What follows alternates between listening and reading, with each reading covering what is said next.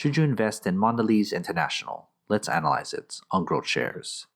I'm going to look at 6 metrics that will give me a better understanding of what kind of company I'm looking at. You see here that they're weighted differently to go along with their importance. Each metric is graded from 0 to 99, with 99 being the upper end of the scale. After that, I'll put everything together to get our company's final grade. There will be quite a bit of info in this video, so I encourage you to pause this video at any time. Intrinsic value.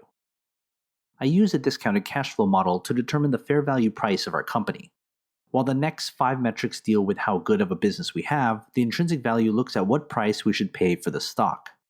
I'm obviously looking for a company that's undervalued. That's an intrinsic value at least 17% higher than the company's current stock price. We want that margin of safety just in case our calculations are slightly off.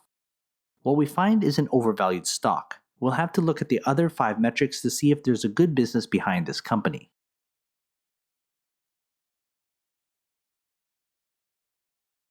Earnings growth. I figure earnings growth through a combination of projected earnings over the next year, over the next 10 years, and then discounted based on the current inflation rate. What I'm looking for is a growth rate of at least 8%. That's not unreasonable and very attainable for a profitable company with room to keep growing. If growth is anything less than that, the other metrics will need to make up for it. I have a growth rate that's promising, and that's a good sign the company is still growing at a rate higher than average. PE ratio. The price to earnings ratio tells me at what multiple the stock is trading at compared to its earnings. I'm looking for a PE ratio of 15 or lower. That's not a hard and fast number based on the type of company, but as a general rule, the lower the better, since the PE is a key valuation metric. The PE here is average, and one indication is that most investors are already pricing in its relative earnings.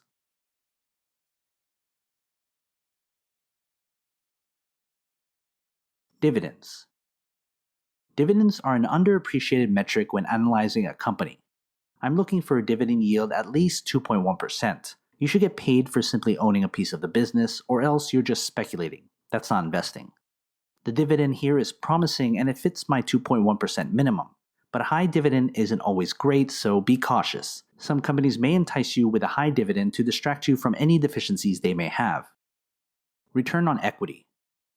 Return on equity is profit generated with the money shareholders have invested. I'm looking for an ROE of at least 11.75%. That means the company is putting our hard-earned investment dollars to good use. We see a good ROE meeting at least our minimum. We can attribute that to a high-margin business, but also good governance. Free cash flow. This is what's left after a company pays its day-to-day operating expenses. We always want a positive free cash flow.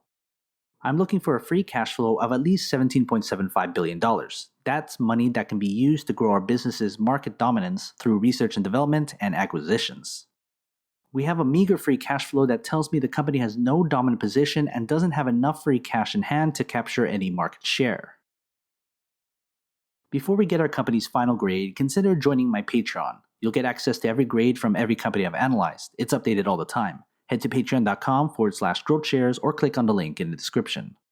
Before we get our company's final grade, here's a grade recap of the metrics we've covered.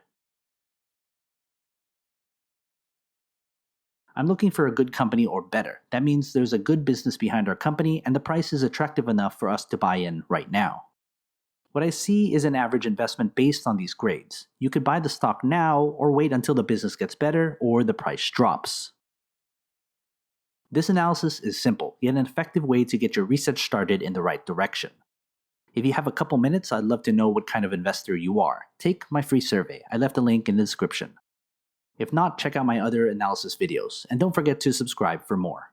Invest wisely, and as always, take care of your money.